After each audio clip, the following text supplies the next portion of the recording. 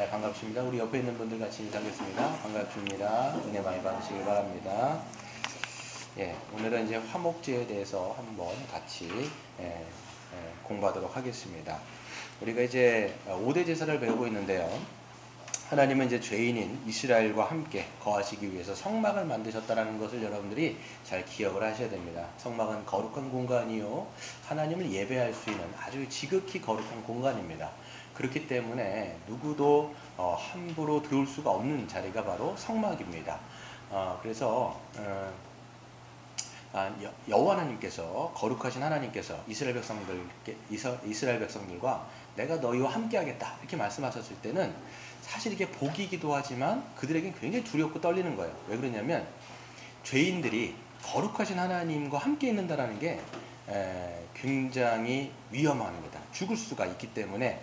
그렇기 때문에 하나님은 성막이라는 것을 통해서 나올 수 있는, 그러니까 죄인들이 하나님 앞에 나올 수 있는 절차를 두신 거예요. 이게 복이지요. 그렇죠?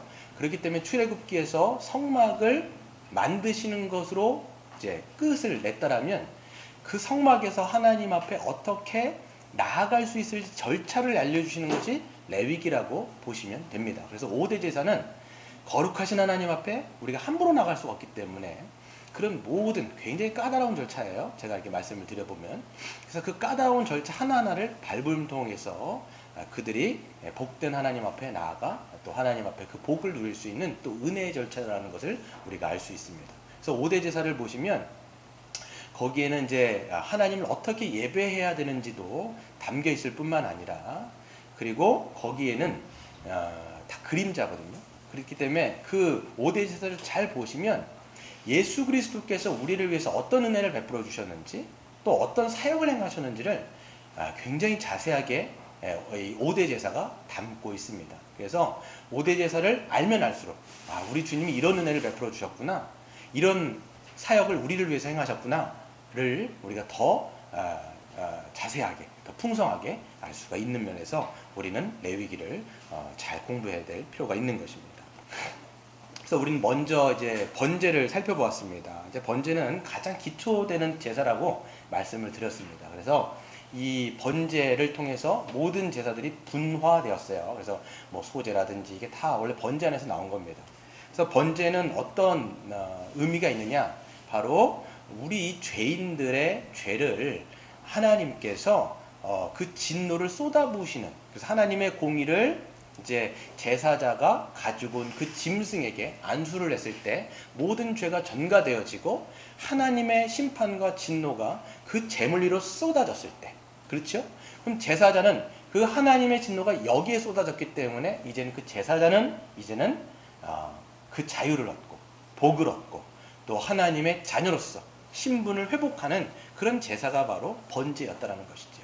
우리도 마찬가지로 이 번제를 통해서 예수님이 어떤 사고를 행하셨는지 우리는 알았습니다. 그게 뭐였습니까? 바로 우리 그리스도께서 우리의 모든 죄를 십자가에서 다 짊어지시고 하나님의 심판과 진노를 다 당신의 몸으로 받으신 거예요. 그게 바로 뭡니까? 바로 그 하나님의 잔을 마신 거예요. 독잔을 사실 예수님께서 다 드신 거죠. 그것을 통해서 우리는 나음을 얻고 우리는 그것을 통해서 씻음을 받고 이제는 우리가 온전케 되어서 하나님의 자녀로서 그런 고귀한 그 신분을 얻게 된 것이 바로 번제를 통해서 볼 수 있었던 것입니다. 그리고 우리가 지난 시간에 봤던 건 이제 소제였습니다. 소제는 무엇이었냐면 곡물제사였어요. 유일한 곡물제사. 소제라고 해서 소로 드리는 게 아니라고 말씀드렸습니다. 그래서 소제는 곡물제사로 드리는데, 이 소제는 뭐냐면 항상 번제랑 소제는 거의 병행합니다. 그래서 하나님의 진노가 해결됐어요. 그럼 이제 하나님은 우리의 아버지가 됐어요. 아버지가 되셔서 우리에게 모든 것을 채워주세요. 입히시고 먹이시고 돌보시고 공급하시고 채워주시는 그 은혜에 너무나 감사해서 제사자는 곡물을 가지고 하나님 앞에 감사함으로 드리는 겁니다. 이것은 이제 무엇을 상징하느냐라고 했을 때 바로 신자가, 우리 이제 그리스도를 믿는 신자가 하나님이 주신 거에 너무 감사해서 자기의 삶을 순종하는 삶을 드리는 것이 바로 신약 시대에는 소제를 의미합니다. 근데 이 순종의 삶이 어떠합니까? 고운 가루를 드린다라고 말씀드렸어요. 그 고운 가루가 상징하는 것이 뭐냐면 우리의 삶이 그래야 된다는 거예요. 여러분 순종이라고 하는 것은 자기가 빠져야 돼요. 자기가 깨져야 돼요. 자기가 여러분 죽어야 돼요. 그래서 여러분 순종은요 자기가 죽지 않고서는 절대로 순종하는 삶이 드러나지 않습니다. 그러니까 내가 죽지 않기 때문에 남이 죽는 거거든요. 그러니까 내가 죽지 못하는 것 때문에 이 죽지 못하는 본성이 다른 사람을 상처 주거나 찌른단 말이에요. 가시 같은 게 우린 너무 많아요. 저도 마찬가지고요. 그래서 우리 안에 숨어있는 가시를 찾아 그것을 빻으셔야 됩니다. 그걸 깨셔야 돼요. 그게 하나님께서 받으시기를 기뻐하시는 고운 가루의 순종의 의미라고 말씀을 드렸습니다. 근데 거기에는 넣지 말아야 될 것과 늘 넣어야 될 게 있습니다. 넣지 말아야 될 게 뭐가 있습니까? 꿀과 바로 누룩입니다. 누룩은 죄를 상징하는 것이고 꿀은 바로 세상의 유혹을 상징하는 겁니다. 순종을 하기 위해서는 죄를 피하셔야 돼요. 또 세상의 죄를, 세상의 유혹을 피하셔야 됩니다. 우리 사방팔방이 다 여러분 유혹거리들이 굉장히 많습니다. 물론 좋은 것들도 있지만 그 좋은 것들이 오히려 우리로 하여금 하나님과 멀게 살게 만드는 그런 것들이 참으로 많습니다. 하나님은 우리에게 선물로 주신 것이지만 그 선물이 오히려 하나님께 집중하지 못하게 만드는 것이라면 그것들 가운데 우리가 집중을 끊고 또 하나님을 바라볼 수 있는 은혜가 있기를 바랍니다. 뿐만 아니라 우리는 소금을 쳐야 돼요. 우리 이제 한국 사람들은 소금을 친다라고 얘기했을 때 음식엔 모든 소금이 들어가죠. 그리고 또 우리가 소금을 칠 때는 이제 재수 없을 때 소금 치는 거죠. 근데 이제 제물에서 소금은 이제 언약의 소금이라고 말씀을 하시는 것을 봤을 때는 이 언약의 소금이다. 이건 뭐냐면 항상 언약은 충성을 다해야 돼요. 신실히 하셔야 돼요. 하나님이 우리를 신실하게 성실하게 우리를 붙들어 주시고 돌보아 주시는 것처럼 우리도 하나님 앞에 충성을 다하고 신실하게 성실하게 순종의 삶을 드려야 되는 거예요. 어떨 때 우리가 적용할 수 있느냐? 우리는 순종의 삶을 살다가도 넘어지고 자빠지고 또 우리는 거의 정말 성도가 아니는 지경까지도 내려갈 때가 있어요. 그럴 때 기억하세요. 하나님은 나를 돌보시고 또 아직까지가 아니라 하나님은 끝까지 우리를 버리지 아니하시는 하나님이 맞으시구나. 그럴 때 또 다시 한번 일어나시고 또 다시 한번 툭툭 털고 믿음으로 우리 주님을 바라보면서 충성을 다하시는 저와 여러분 되시기를 바랍니다. 오늘은 이제 화목제물을 보실 텐데요. 화목제물을 보시면 화목제를 드리는 방법이 있습니다. 거의 순서가 번제랑 거의 비슷합니다. 여러분 이 화목제를 보시면 제사자가 즉 예배하는 사람이 이 제물, 짐승을 가지고 가는데 짐승의 종류는 세 가지입니다. 번제랑 똑같습니다.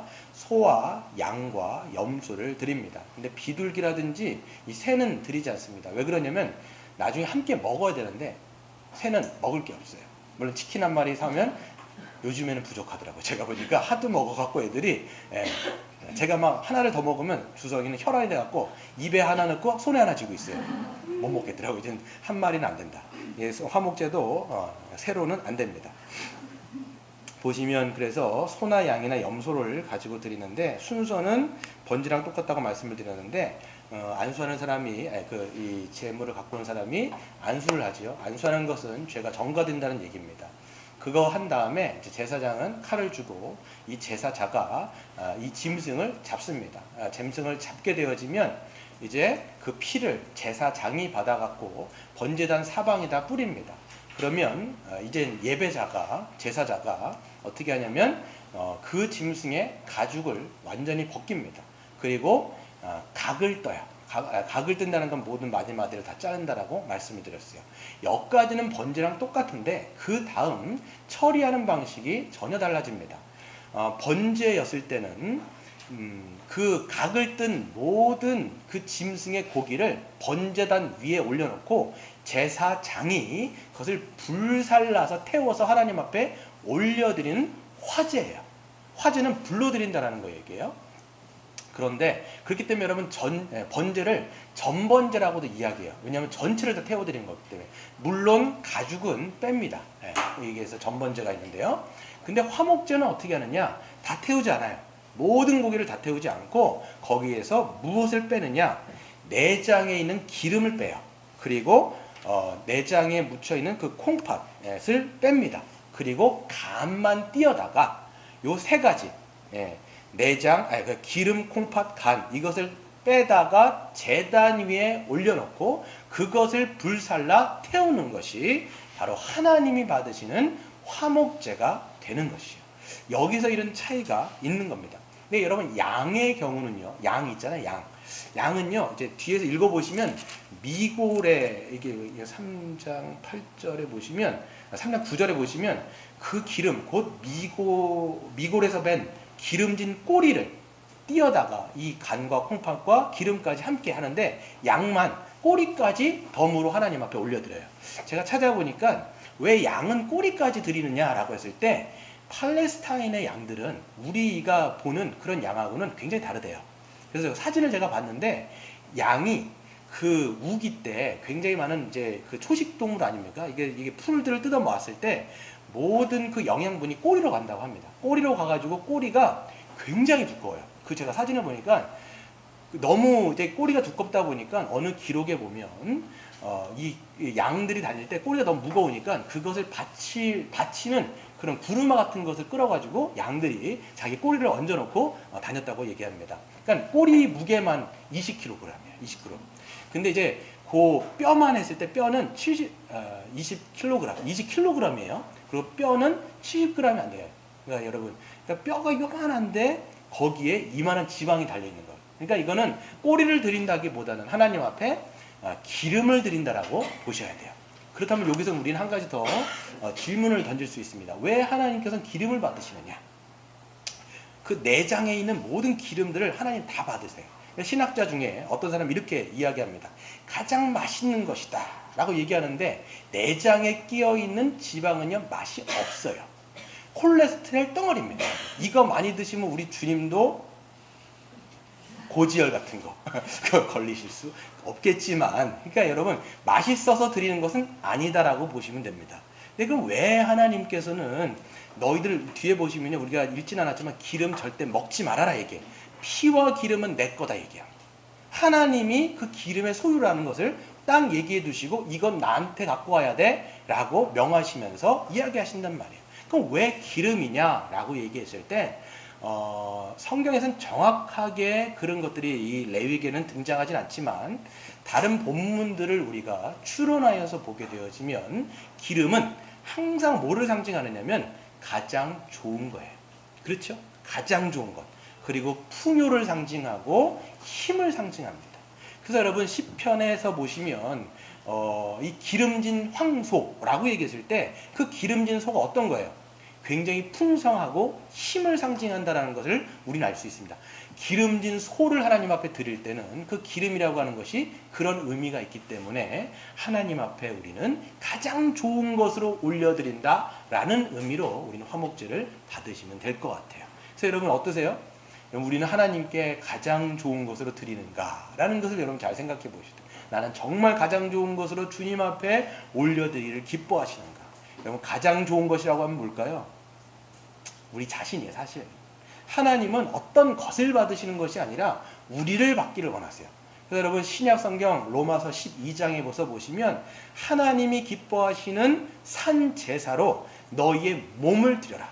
그러니까 우리의 몸, 이 몸을 바디를 드리라는 거라기보다는 우리의 전 인격을 하나님 앞에 올려드리기를 하나님은 가장 기뻐하신다라는 것을 여러분들은 생각하셨으면 좋겠습니다. 그리고 또 보시면 콩팥을 드리기로 되어 있어요. 콩팥. 왜 콩팥을 드릴까요? 콩팥은 성경에서 보시면 콩팥이 뭐냐면 잘 설명해 주세요. 콩팥. 제가 꺼내서 보여드릴 수도 없고 콩팥은 그래요. 그 콩팥 저도 의학적으로 설명을 이 두 개가 달려 있는데 이게 그 뭡니까 독소를 걸러 드리는 건데 왜 콩팥을 드리느냐라고 했을 때 구약적인 의미는 성경에서 곳곳에 나옵니다. 우리 인간의 감정의 가장 깊은 곳이 내장이라고 보는 거예요. 그 중에서도 콩팥이라고 봤습니다. 그래서 욥기라는 데서 보시면 너희의 내장이 끊어진다는 얘기가 나와요. 너무 슬프면 내장이 끊어진다는 얘기를 할 때 그건 콩팥을 얘기하는 거예요. 그러니까 우리의 감정의 가장 깊은 곳, 그러면 콩팥이에요. 히브리적인 문맥으로 봤을 때는. 그래서 여러분 콩팥을 하나님 앞에 띄어서 드리는 거예요. 그러니까 우리도 마찬가지입니다. 신학적으로 약간 적용해 보면 우리의 가장 하나님이 받으시기를 가장 기뻐하시는 것은 우리의 가장 좋은 것, 그리고 우리의 가장 깊은 그 감정을 하나님께서는 받으시기를 기뻐하시는 거예요. 그래서 칼빈도 뭐라고 이야기했냐면 내가 하나님 앞에 내 심장을 올려드립니다 라고 얘기했어요. 예. 우리의 가장 깊은 것, 가장 기뻐하시는 것, 이것을 우리는 하나님 앞에 올려드리기를 우리는 좋아해야 되는 것이지요. 그래서 여러분, 근데 이제 더 중요한 것은요, 화목제의 특징이 있습니다. 화목제의 중요한 특징은 뭐냐면 이런 기름과 콩팥과 간을 하나님 앞에 올려드리는데 나머지 부분들은 어떻게 하느냐, 이건 3장에 나오잖아요.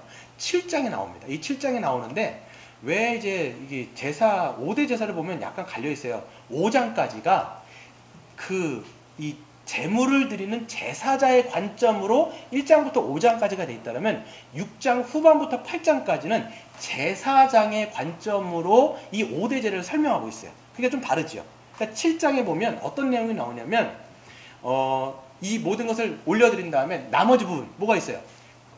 가슴살, 가슴과 오른쪽 뒷다리, 이 포동포동한 살찐 것을 누구한테 주냐면 이 제사를 주관했던 제사장에게 줍니다.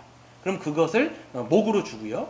나머지 모든 고기를 누가 가져가느냐? 바로 제사자가 가져가는 거예요. 그래서 하나님 앞에 제물을 드렸던 제사자가 그것을 가지고 가서 어떻게 하냐면 자기 혼자 먹지 않습니다. 이걸 어떻게 하냐면 자기의 가족들과 함께 먹거나 아니면 친척들과 먹거나 이웃들과 함께 먹음을 통하여서 화목제사가 마지막 절정으로 달하는 것은 바로 이 동네 잔치 같은 걸로 끝났다라는 것을 우리는 볼 수가 있습니다.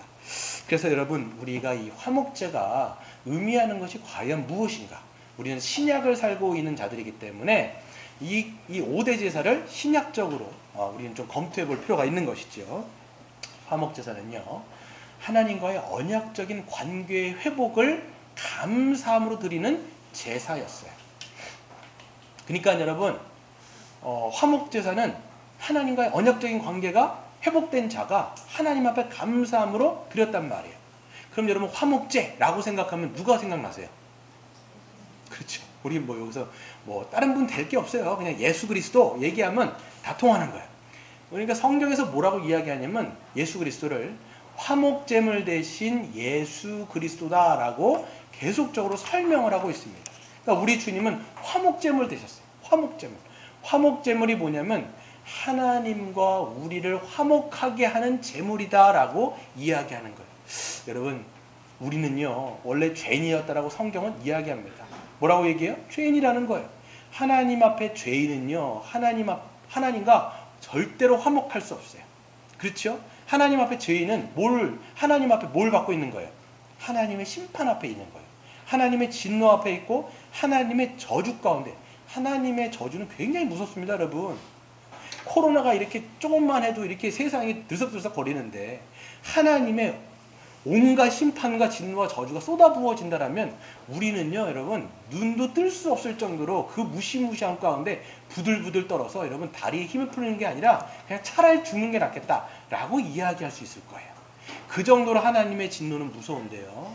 그것을 우리가 원래 받는 자였다라는 걸 여러분 기억하셔야 돼요. 여러분, 그 앞에 있었어요, 여러분. 우리가 영적인 눈이 안 띄어져가지고 그게 안 보였기 때문에 우리는 그냥 몰랐을 뿐이지, 그것을 정말 본다라고 하면 우리는 부들부들 떨 수밖에 없는데, 하나님은 우리를 이처럼 사랑하사 독생자 예수 그리스도를 우리에게 주셔서 하나님이 우리에게 퍼부어야 되는 그 심판과 진노와 저주를 누구에게다가 대신 퍼부으신 거예요? 예수 그리스도, 화목제물 대신 예수 그리스도, 거기에다가 싹 다 퍼부은 거예요. 그러니까 예수님이 뭐라고 말씀하셨냐면, 하나님, 나 사실 이 잔 받기 싫어요 얘기한 거예요.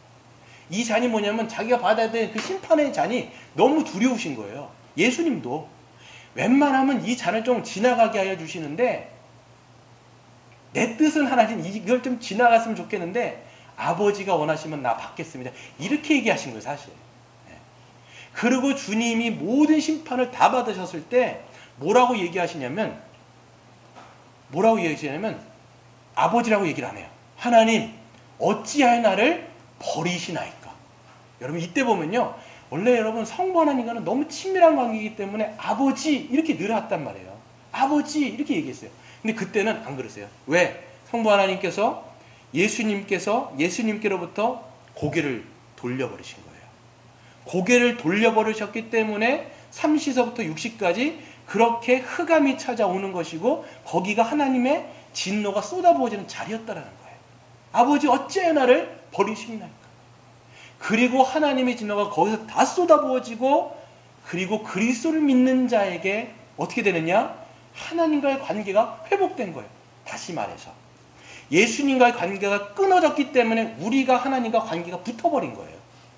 예수님이 버림받았기 때문에 우리가 하나님의 자녀로 이방이 됐다라는 거예요.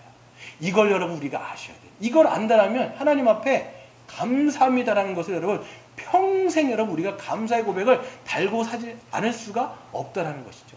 여러분 성도란 누구냐면 이거를 보는 자예요. 와, 하나님 나를 그렇게 구원하셨군요.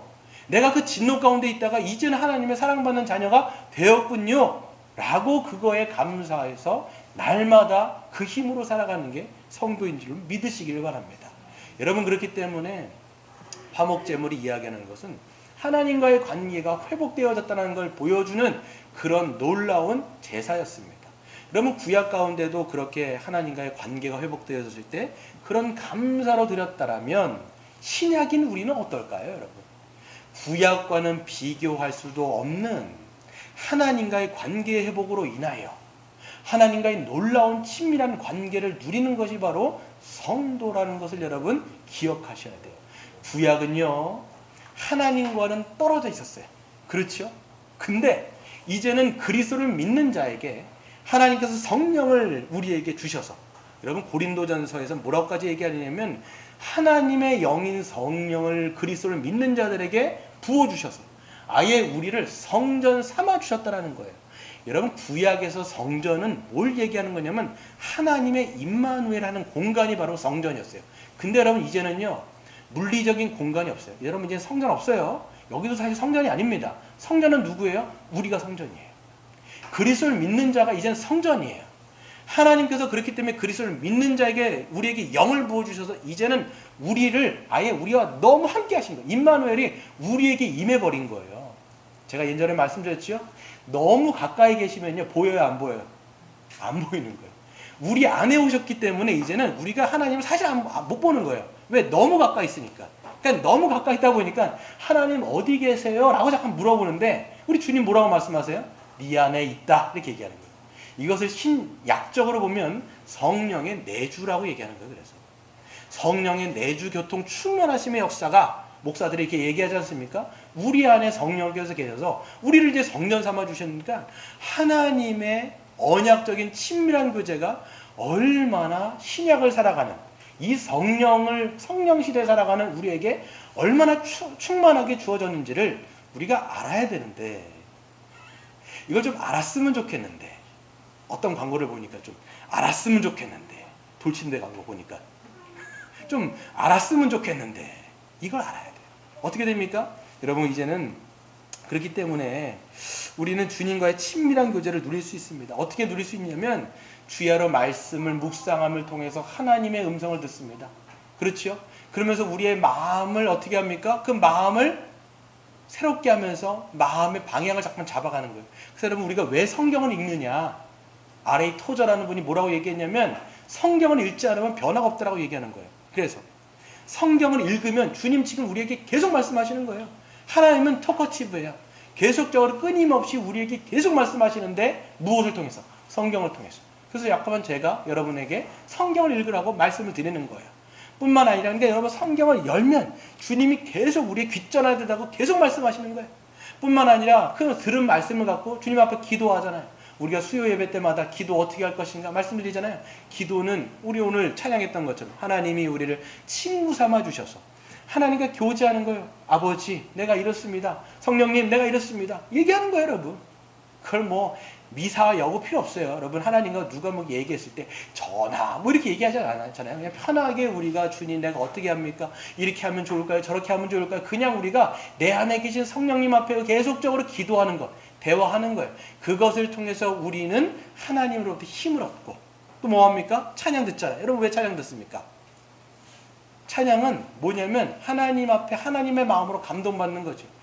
저도 이제 찬양을 들을 때 하나님의 마음으로 공급을 받습니다. 이게 뭐 이어폰을 꽂거나 우리가 찬양을 들으면 우리의 마음이 녹아지죠. 하나님께서 우리에게 마음을 하나님의 마음으로 감동 주시고 감화를 주시면서 하나님의 마음을 알 수 있도록 하시는 것이 찬양과 찬송입니다. 뿐만 아니라 우리가 주님과 친밀한 교제를 어떻게 누려요? 성령님이 우리 안에 계시다 그랬죠. 여러분 잘 자꾸만 기억하셔야 되는 게 뭐냐면 성령은 그냥 죽은 영이 아니라 우리 안에서 우리의 삶을 전적으로 인도해 가시는 영이라는 걸 여러분 믿으셔야 돼요. 우리의 삶을 이끄신다니까요. 여러분 이걸 믿으셔야 돼요. 그래서 하나님 물어보셔야 돼요. 주님, 내가 오늘 어떤 삶을 살기를 원하십니까? 계속 물으시면서 성령께서 우리를 어떻게 인도하시는지를 계속적으로 우리는 살펴봐야 되는 거예요. 그래서 여러분 성령님께 기도하는 거예요. 여러분이 삶 가운데 용기가 필요할 때 있잖아요.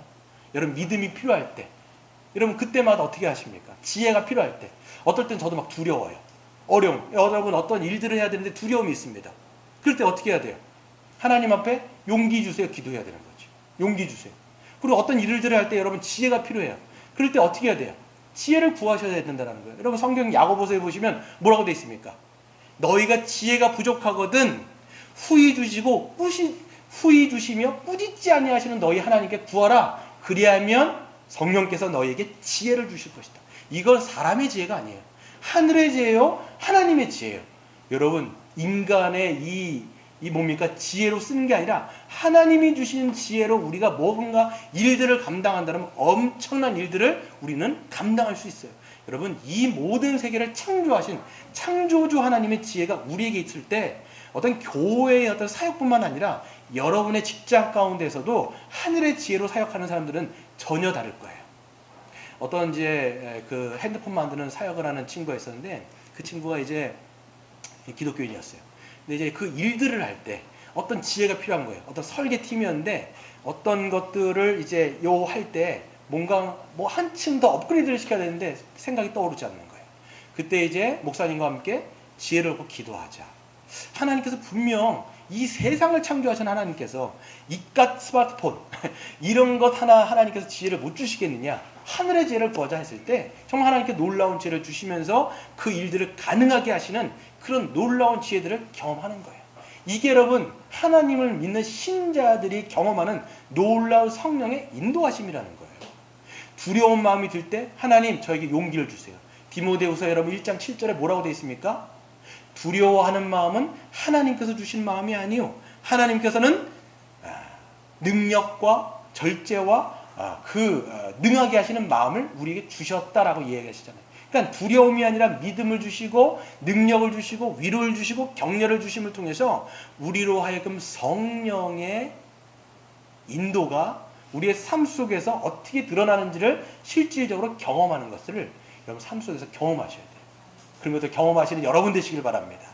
그랬을 때 여러분 우리가 찬송가 오늘 아까 442장에서 했던 것처럼 주님 나를 친구로 삼아주셔서 주님과 함께 동행했던 그 삶을 알 사람이 없어요. 누구와 누구만 알아요. 주님과 나만 아는 거예요. 왜? 하나님과 나와의 추억이거든요. 여러분 신자는요 하나님과 나와의 추억을 많이 만드는 사람이에요. 하나님 이렇게 나를 인도해 주셨구나. 저렇게 하나님께서 나에게 위로해 주셨구나. 때때만 하나님 이런 은혜를 베풀어 주셨구나. 하나님 감사합니다. 다른 사람 모르죠. 나는 아는 거예요. 그런 은혜가 여러분 삶 가운데 있으시기를 바랍니다. 또 보면요 구약의 화목제사의 절정은요 아까 말씀드린 것처럼 제사자들이 마지막에 함께 먹는 것으로 절정을 이뤘습니다. 여러분 말씀드린 것처럼 이게 이 화목제의 이 절정이었어요. 자기 혼자 먹지 않습니까? 먹지 않아요. 같이 동네 잔치가 벌어지는 겁니다. 친구들과 이웃들과 가족들과 이걸 나누면서 그 기쁨이 배가 되어지는 것인데 여러분 이것을 통해서 우리가 예수 그리스도께서 행하신 일들의 놀라운 언약적인 회복이 하나님과 우리와의 관계뿐만 아니라 어디예요? 나와 그리스도 안에 있는 지체가 언약적인 관계가 회복된 사람들이 바로 누구예요? 교회 공동체라는 거예요. 이거를 믿으셔야 돼요. 나와 하나님과의 관계만 회복된 게 아니에요. 우리들 안에 우리를 그리스도께서는 한 몸이요 한 가족이요 한 지체, 지체는 우리의 바디라고 얘기하는데 한 지체로 우리를 연결시켰다는 거예요. 그러니까 우리 관계가 이제 뭐예요? 막힌 담이 없어지고 이제는 우리가 그리스도 안에서 그렇게 하나로 되어졌다는 걸 믿어야 된다는 거예요. 화목제물을 생각할 때, 화목제사를 생각할 때, 함께 먹었던 걸 생각할 때 그렇기 때문에 교회는 함께 나누고 함께 베풀고 자기를 줌으로써 그 기쁨이 배가 되는 공동체가 누구냐? 교회라는 걸 여러분 믿으시기를 바랍니다. 그렇기 때문에 여러분 일반적인 전통적인 이야기를 예배를 이야기했을 때 예배만 두고 이야기했을 때 우리가 예배를 얘기하면 어떻게 생각하냐면 예배를 드릴 때는 다른 사람 신경 쓰지 않고 또 다른 사람에게 신경을 쓰이게끔 하지 않는 행동을 해야 된다. 크게 뭔가를 하지 말아야 되고 조용조용하면서 그냥 조용히 살포시 앉아가지고 예배를 드리고 조용하게 나가야 된다. 이런 생각들이 있는 것 같아요. 물론 여러분 우리가 예배를 드릴 때 다른 사람들과 뭐 잡담을 하거나 다른 사람들에게 뭐 이렇게 방해를 하는 행동은 하지 말아야 되지만 여러분 기억해야 될 게 있습니다. 예배 안에 화목제물, 그러니까 화목제사의 요소가 반드시 분명히 있다는 걸 여러분 아셔야 돼요. 하나님과의 수직적인 연결뿐만 아니라 수평적인 그 교제가 이루어지는 게 이 예배 가운데 있는데 이거를 사도신경에서 뭐라고 얘기합니까? 성도의 교제다 이렇게 얘기하는 거예요. 성도의 교제다 얘기하는 거예요. 그러니까 여러분 우리는 이 예배를 통해서 하나님의 말씀을 공급받고 은혜를 공급받고 사랑을 공급받고 그 다음에 하늘의 위로와 격려와 은사와 모든 것을 하나님으로부터 다 수여받아요. 이 예배를 통해서. 그런데 여러분 그 공급을 받은 것을 가지고 우리는 그냥 집에 가는 게 아니라 어떻게 해야 돼요?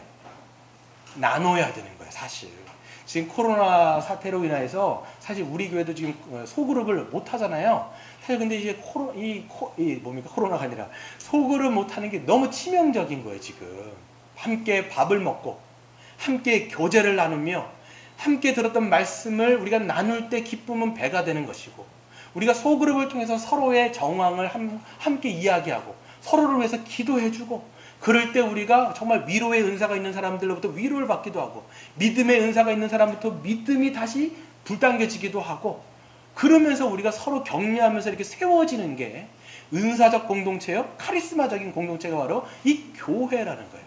근데 지금 이걸 못하니까 너무 어려운 거죠.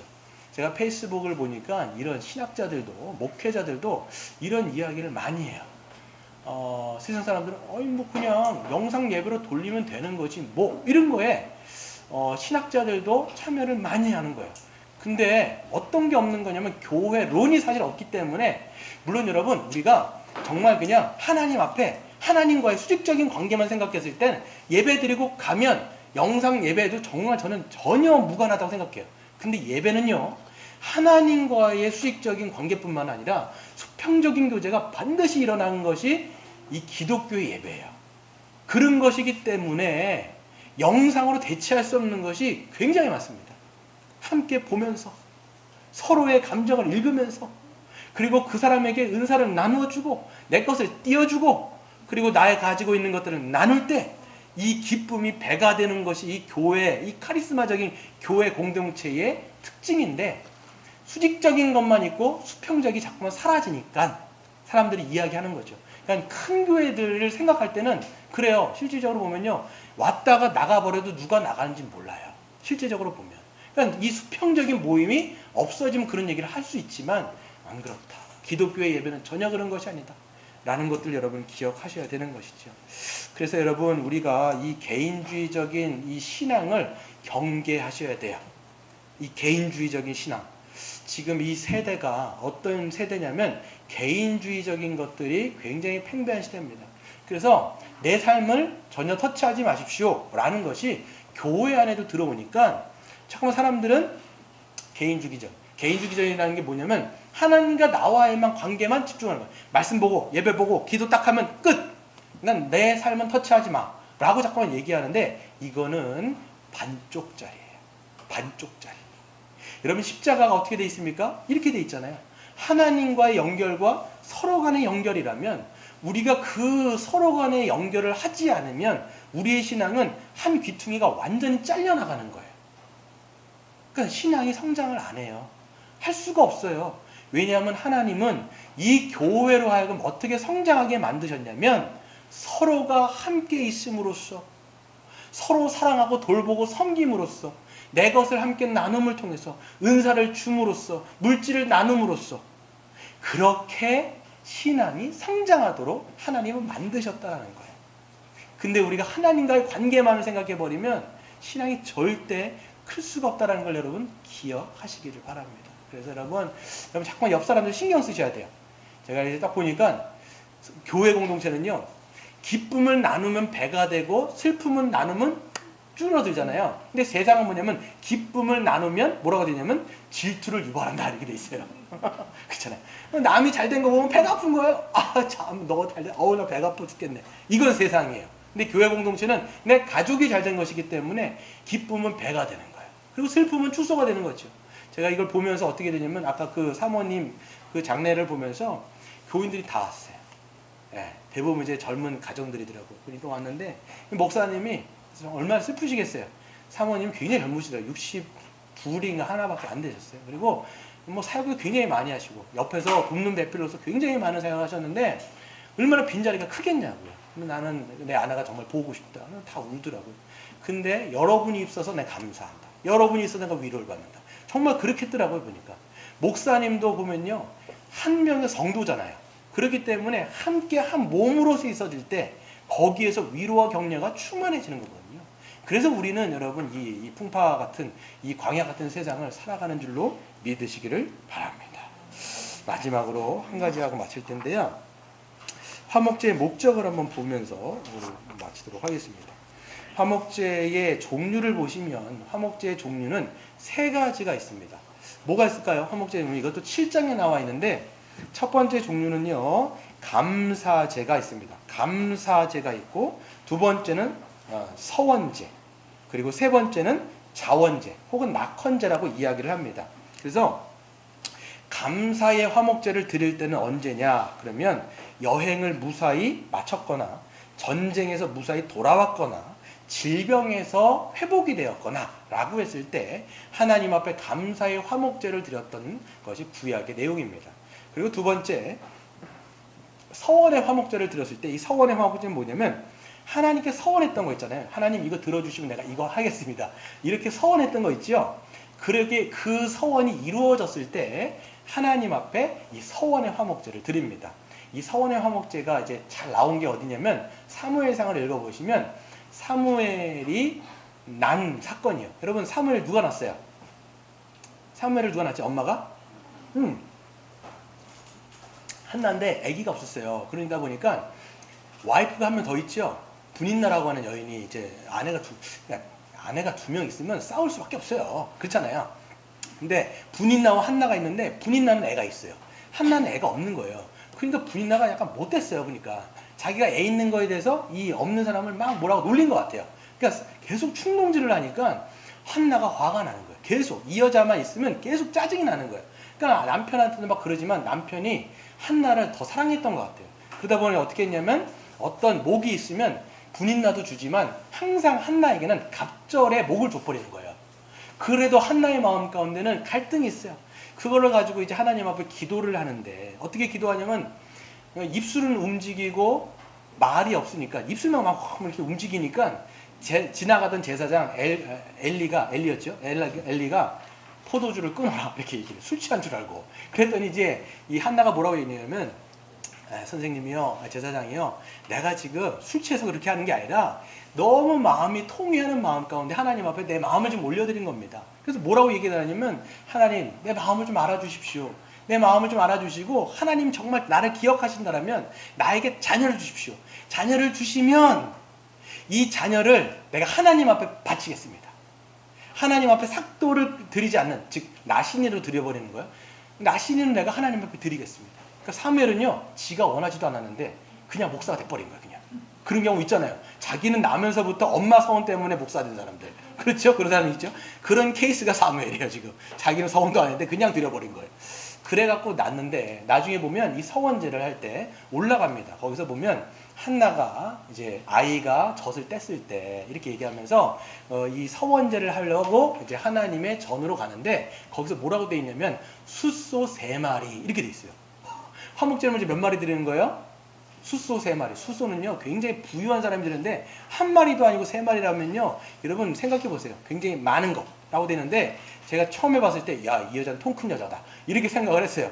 근데 다른 번역에 보니까 그게 3년 된 숫소 1마리예요. 그냥 무작위로도 드린 거죠. 그것을 통해서 서원의 제사가 어떻게 드려졌는지를 우리가 알 수가 있는 거죠.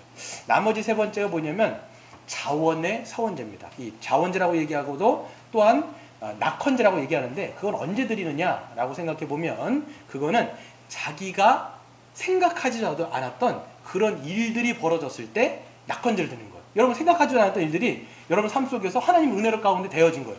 그럴 때 이제 사람들이 뭘 드리냐? 자원제로 스스로 기쁜 마음으로 하나님 앞에 올려드렸던 것이 바로 이 자원제고 낙헌제였다라는 것이죠. 그렇다면 여러분 우리 이 세 가지를 우리 삶 속에 적용하고 좀 맞춰볼게요. 여러분 삶 속의 이 제사, 여러분 이 세 가지 제사, 구약의 제사 성취되었습니까? 아니면 아직까지 지켜야 될까요? 네, 성취됐죠. 그리스도로 말미암아 모든 제사는 다 성취가 된 거예요. 완전히 종결이 됐습니다. 그럼에도 불구하고 우리가 생각해야 될 게 뭐냐면 구약에서 하나님께서 말씀하셨을 때는 거긴 정신이 있는 거야. 형식은 끝났다 할지라도 정신과 의미, 그 미닝이 우리가 되돌아보고 추론해 봐야 돼요. 하나님은 어떤 제사를, 그러니까 어떤 삶을 드리기를 기뻐하시는가를 이 세 가지의 이 감사제를 통해서 우리는 좀 살펴볼 필요가 있는데요. 이 감사의 화목제를 한번 살펴볼게요. 이 감사의 화목제 어떻다고요? 언제 드렸다고요? 특별한 축복. 그렇죠? 특별한 축복이 뭐가 있을까요? 그 당시에는 전쟁에 이겼거나 전쟁에 무사히 돌아왔거나 그랬을 때 우리 안에는 특별한 축복이 뭐가 있죠? 뭐가 있을까요?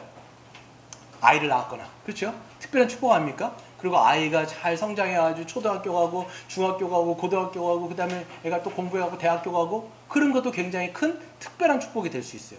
그리고 제가 아니죠. 여러분들 뭐 가운데 뭐 직장을 우리가 취직을 했거나 이 어려운 시대 가운데 직장에 취직했거나 또 승진을 했거나 또 뭐가 있을까요? 군대에서 온전하게 전역을 했거나 뭐 그런 일들이 우리 안에서 있단 말이에요. 또 내가 아팠던 어떤 질병 가운데서 내가 노임을 받았거나 이런 건 다 특별한 축복이라는 거예요. 굉장히 많잖아요. 근데 우리는 어떻게 지나가 버리냐면 다른 사람들 뭐 그렇게 사는데 뭐 그게 뭘 특별한 거냐 그렇게 생각하는 경향들이 있어요. 특별한데 사실 말해서 우리 일상 가운데 굉장히 특별한 일들인데 그게 그냥 자연스럽게 우연하게 아무렇지도 의뢰이 일어나는 일로 우리는 치부하고 그게 아무것도 아닌 걸로 생각하니까 삶 속에 뭐가 없냐면 감사가 자꾸만 사라지는 거예요. 감사가. 여러분 그러니까 여러분 성도는 뭐냐면 그런 일들이 있을 때마다 주님의 섭리와 하나님의 손길이 내 삶 속에 미쳤구나라고 하는 것들을 기억하셔야 돼요. 그걸 볼 줄 아는 게 성도예요. 여러분 세상 사람도 그렇게 살잖아. 뭐 우리도 그렇게 사는데 이렇게 생각하는데 사실 여러분 성경에서 마태복음 5장에 뭐라고 되어 있냐면 하나님이 선인과 악인에게 동시에 해를 주시고 그렇죠? 믿는 자들과 믿지 않는 자들 모두에게 비를 내려주신다 이렇게 되어 있어요. 그러니까 안 믿는 사람들은 그게 그냥 우연히 일어난 것 아니면 그냥 일어난 걸로 치부하는 게 맞아요. 근데 믿는 사람은요 그게 하나님의 돌보심이었다는 거 분명히 믿으셔야 돼요. 그거를 볼 줄 알고 믿고 감사하는 게 성도거든요. 그러니까 여러분 그럴 때마다 하나님 감사합니다. 하나님 너무 고맙습니다. 이거 제 삶 속에 이렇게 이루어 주셨네요. 제가 이 교회를 보니까 제 삶만 해도 그래요. 모든 게 하나님의 계획 가운데 있고 우리 교회 전체가 하나님의 돌봄과 계획 가운데 우리의 눈에는 작아가지고 보이지도 않는데 하나님이 세세하게 섭리하신 거라고요. 보니까 그거 여러분 우리가 느낍니까 여러분? 그래서 어떤 사람은요 감사의 제목을 작은 것 하나에도 감동하고 감사하니까 그 삶이 기뻐요. 작은 것에 대해서 감사하는 사람이 기쁜 거예요. 근데 어떤 사람은 감사를 보는 게 아니라 불평한 거리들을 찾는 거예요. 내 삶에는 왜 이게 없지? 내 삶에는 왜 저게 없지? 그러니까 맨날 불평이에요. 불평하다 보니까 뭐가 없어요? 기쁨이 하나도 없어요. 그래서 제가 성경을 딱 보니까 연결되어 있는 게 있어요. 감사와 기쁨은 항상 연결이 더라고요. 그러면 데살로니가 후서 뭐라고 되어 있어요? 너희가 쉬지 말고 기도하라. 그 다음 뭐죠? 범사에 감사하라. 범사에 감사하는 사람은 기뻐하는 사람이에요, 여러분. 아니, 기뻐하는 사람이 아니라 범사에 감사를 정말 할 줄 아는 사람, 감동받고 감사하는 사람들은요, 기쁨이 있을 수밖에 없어요. 그런 여러분 되시길 바랍니다. 저도 보니까요, 소소한 거에 그렇게 감동이 별로 없는 사람이더라고요. 제가 보니까. 이런 게 있으면 그냥 이러이 되는 걸로 알고 하는 거죠. 감사하죠. 그래서 여러분, 우리가 이 서원의 제사까지만 한번 해볼게요. 그래서 서원의 제사는 이제 어떻게 드리는 거냐, 아까 말씀드릴 때 하나님께 서원한 것이 이루어졌을 때 드리는 제사라고 이야기했는데, 여러분 서원이 뭘까요? 서원이 뭐예요?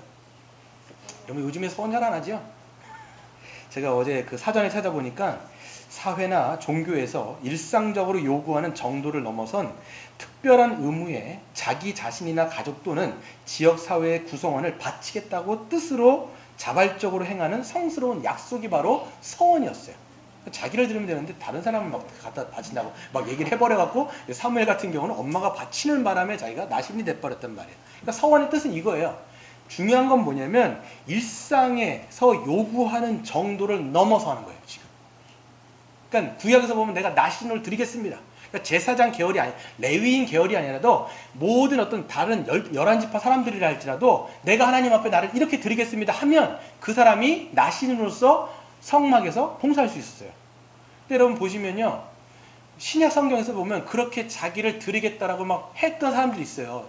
예수님의 제자들 가운데 보면요, 예수님이 뭐라고 얘기하냐면 너희들 나 다 버리고 다 떠날 거야. 너희들 한 사람도 빠짐없이 나 다 버릴 거야. 그랬을 때 여러분, 베드로가 뭐라고 얘기하냐면 다른 사람이 다 떠날지언정 나는 주를 버리지 않겠습니다. 이렇게 선언을 해버려요. 어떻게 보면 결단하고 각오를 한단 말이에요.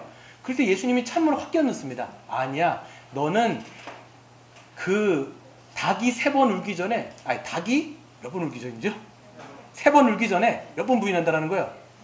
3번 부인할 거다 딱 얘기를 하는 거예요. 그랬을 때 베드로가 뭐라고 얘기했냐면 나는 주와 함께 죽을지언정 주를 버리지 않겠습니다 라고 얘기했을 때 모든 11명의 제자들도 뭐라고 얘기했냐면 저희도 그렇습니다, 저희도 그렇게 하겠습니다 라고 서운해버렸어요. 그렇게 서약을 했단 말이에요. 근데 실질적으로 여러분, 예수님이 떠났을 때, 아니 잡혀갔을 때 다 어떻게 했습니까? 뿔뿔이 흩어져요. 다 뿔뿔이 흩어졌어요.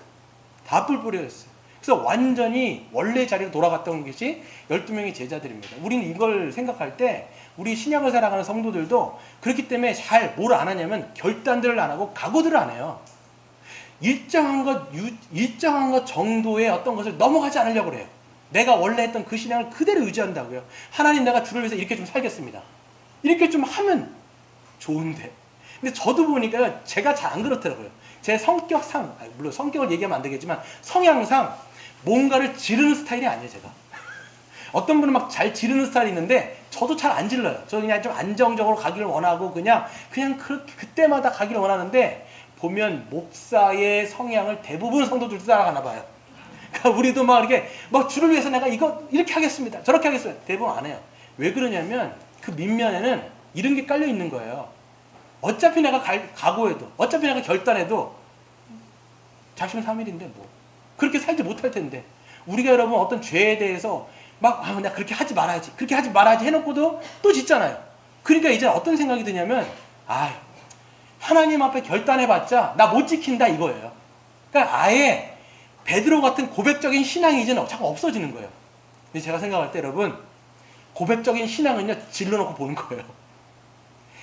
때로는 그게 실패했다 할지라도 우리 주님은 찾아오세요. 그렇기 때문에 우리의 고백적 신앙을 통해서 우리가 될 때까지, 아니요, 우리가 되는 게 아니라 하나님이 그 고백적인 신앙을 통해서 일하신다니까요. 그러니까 우리는 그냥 믿음으로 질러버리는 거예요. 하나님, 내가 주를 위해서 이렇게 살겠습니다. 날 하나님 써주십시오 라고 여러분 좀 결단하고 각오하시는 그런 저와 여러분 되시기를 주의 이름으로 축원드립니다.